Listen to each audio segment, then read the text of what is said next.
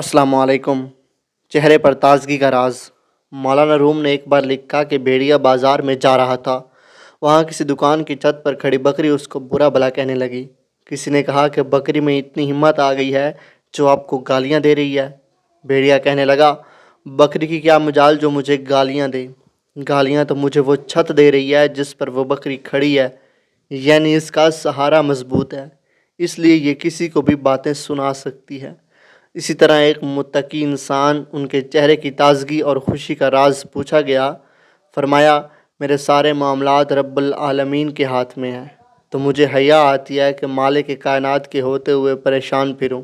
یاد رکھیں، آپ کا غم و دکھ کرنا اور افسوس کرنا آپ کے معاملات نہیں بدل سکتا، ہاں مگر رب العالمین پر بھروسہ کرنا آپ کے تمام معاملات بدل سکتا ہے اور مسائل حل کر سکتا ہے۔ اپنی تدبیر پر نہیں، رب العزت کی رحمت پر بھروسہ کریں، اور پھر آقا کا گدا ہو کر اطار تو گھبرائے۔ گھبرائے وہی جس کا غم خار نہیں ہوتا۔ وہ کیا کہتے ہیں نا کہ موسیٰ کا خدا پر یقین تھا، وہ دریا پار کر گیا، لیکن فرعون کا نہیں تھا اور وہ ڈوب